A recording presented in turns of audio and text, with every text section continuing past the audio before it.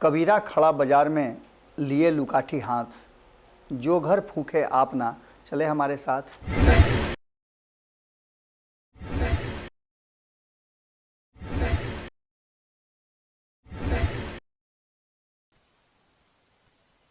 कबीरा खड़ा बाजार में लिए लुकाठी हाथ, जो घर फूके आप ना चले हमारे साथ।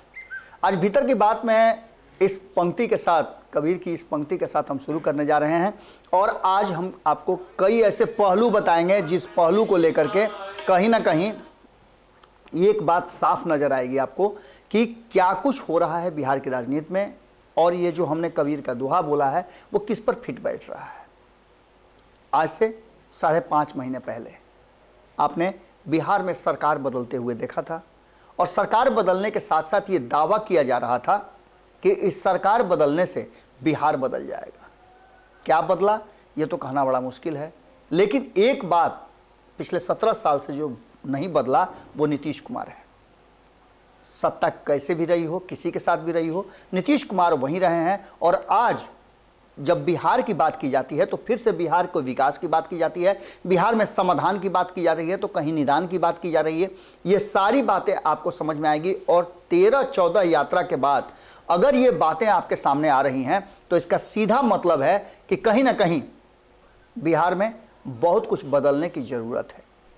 क्या नीतीश कुमार ने इन 17 सालों में अपनी कुर्सी बचाने के चक्कर में पूरे बिहार को आग में झुलसा दिया है? क्या बिहार में जो बार बार तेजस्वी यादव सरकार में आने से पहले दवाई, कमाई, पढ़ाई, सिंचाई, सुनवाई, इन सब की बात करते थे, वो फिर से पीछे छूट गया है? ये बातें अब बिहार में जिस तरह से खुफिया रिपोर्ट मिलने के बाद एक बार फिर से नीतीश कुमार ने अपना प्लान बदल दिया है और इस प्लान बदलने के बाद एक बात जो कही जा रही है कि बहुत सारे ऐसे लोग हैं जो अब नीतीश कुमार के खेमे में उनका पूरा का पूरा लिस्ट जो है आ गया है और उनका पर्ची के हिसाब से निकाला जाएगा। याद होगा आपको कि नीतीश कुमार के करीब जो परिक्रमा करने वाले लोग हैं, हम परिक्रमा करने वाले लोगों की बात इसलिए करते हैं कि जो लोग नीतीश कुमार के इर्द गिर्द रहते हैं वही लोग या तो टीम से बाहर हो जाते हैं या पार्टी से बाहर हो जाते हैं या इस्तीफा देकर के बाहर होना पड़ता है। इसमें आपने देखा होगा कि कई नीतीश कुमार के जो सबसे करीब लोगों में से एक हैं वो बाहर का रास्ता देखते हैं। एक बार फिर से इन सारी बातों की चर्चा हो गई है और नीतीश कुमार के दिमाग में ये बात डाल दी गई है और पूरी तरह से धर कर गई है कि कौन है जो चाहता है कि वो कुर्सी छोड़ करके बेकुर्सी हो जाए।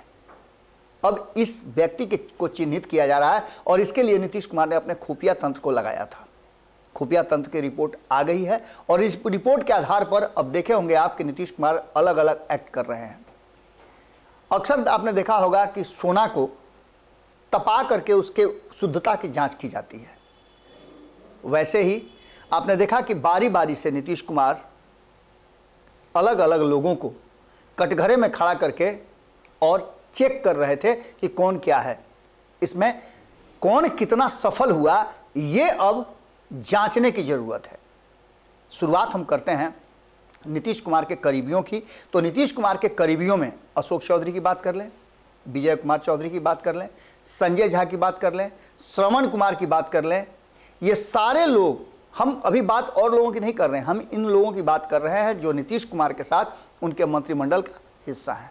अक्सर नीतीश कुमार के पीछे आप जब भी देखते होंगे किसी भी तस्वीर में तो इन्हीं लोगों की तस्वीरें आपको नज़र आती होगी।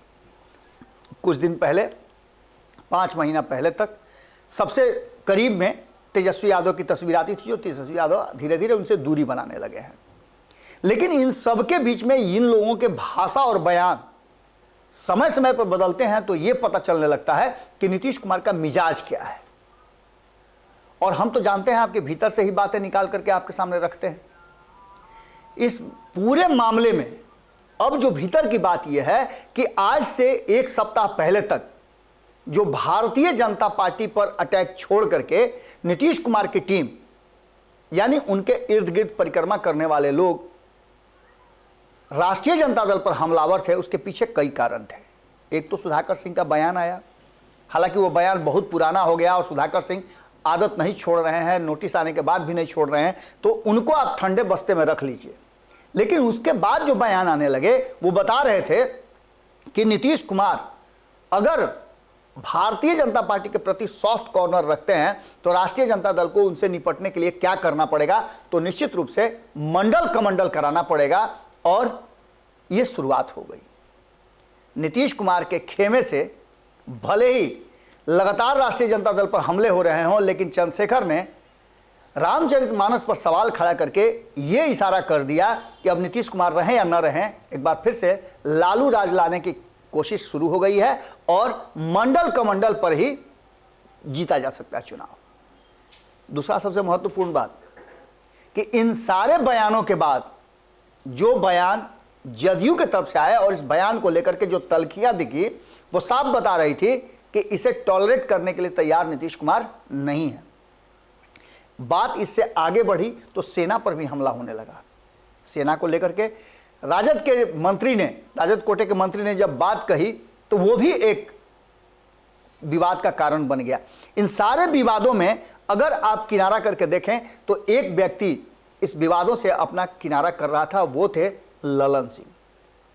ललन सिंह इतना ही नहीं, चाहे वो सुधाकर सिंह की बात हो, चाहे चंद्रशेखर की बात हो, या फिर सुरेंद्र यादव की बात हो, या फिर गुलाम रसूल बलियावी का बात हो, किसी भी मुद्दे पर पार्टी के राष्ट्रीय अध्यक्ष होने के नाते और नीतीश कुमार पर जितने भी हमले हो रहे थे उन हमलों का जवाब देने के लिए उन्हें सामने आना चाहिए था, जो कि रोल उन्होंने नहीं निभाया और बातों को डाइल्यूट करके वो बार बार किसी दूसरे एंगल पर काम करते रहे। इसका मतलब था कि जब अपने घर में आग लगी हुई हो तो दूसरे का बुझाने कौन जाता है। निश्चित रूप से जदयू के भीतर बड़ी आग लगी हुई है और इस आग को बुझाने की कोशिश कोई नहीं कर रहा है। अब हम कहेंगे तो आप लोगों को लगेगा कि ये बड़ाई कर रहे हैं, लेकिन इस आग में अपना हाथ जलाने वाले उपेंद्र कुशवाहा हैं। चाहे वो कुर्नी का चुनाव हारने की बात हो, चाहे तेजस्वी यादव को 2025 के लिए मुख्यमंत्री की कुर्सी देने की बात हो, चाहे 2024 को चुनाव छोड़ करके 2025 की तैयारी की बात हो, या फिर सुधाकर सिंह से लेकर के अन्य लोग जो लगातार नीतीश कुमार पर हमला कर रहे थे उसका विरोध करना हो, ये सारी बातें उपेंद्र कुशवाहा ने शुरुआत की और उन्होंने अपना हाथ जला लिया। सबके नजरों के वो खटकने लगे और उनके खटकने का कारण ही है कि उन्हें भारतीय जनता पार्टी का एजेंट बताया जाने लगा। यही काम हुआ था पहले आरसीपी सिंह का, और आरसीपी सिंह पार्टी में नहीं है। और इस बात को कहीं ना कहीं ललन सिंह ने अपने बयान में स्पष्ट कर दिया कि आरसीपी सिंह के पार्टी छोड़ने और नीतीश कुमार से दूर होने का सबसे बड़ा कारण कोई है तो ललन सिंह है। ललन सिंह ने मजिस्ट्रेट चेकिंग वाली बात कही थी और ललन सिंह ने ही कहा था कि हमारे पास होम्योपैथिक दवाई है, असर धीरे धीरे करता है। अब जबकि आरसीपी सिंह का नाम लेकर के बिना उनका नाम लिए हुए मजिस्ट्रेट चेकिंग में पकड़ करके पार्टी से बाहर होने की बात इस्तीफा देकर कर दिए, तो अब उनका ध्यान उपेंद्र कुशवाहा पर था, क्योंकि उपेंद्र कुशवाहा नीतीश कुमार का विकल्प बनते जा रहे थे। नीतीश कुमार ने भले ही इसी बात को लेकर के तो उपेंद्र कुशवाहा बार बार कर रहे हैं कि क्या एग्रीमेंट हुआ राष्ट्रीय जनता दल के साथ, वो आप सार्वजनिक कीजिए ना, क्योंकि गुपचुप तरीके से भीतर खाने में आप मुलाकात कर रहे हैं और यहां पूरी पार्टी में हड़कंप मचा हुआ है। क्या होगा? जो विधायक हैं, जो सांसद हैं, जो पार्टी के पदाधिकारी हैं, जो लगातार हमले कर रहे हैं इधर से उधर, उन सारी बातों को लेकर के एक बात तय नजर आ रही है कि कहीं ना कहीं कई फाड़ में बटा हुआ है जदयू। जदयू के कई नेताओं से हमारी बातचीत होती है, वो सीधे तौर पे यही कहते हैं कि पता ही नहीं चल रहा है कि आगे की रणनीति क्या होगी, हम किस पर हमला करें और किस पर चुप रहें।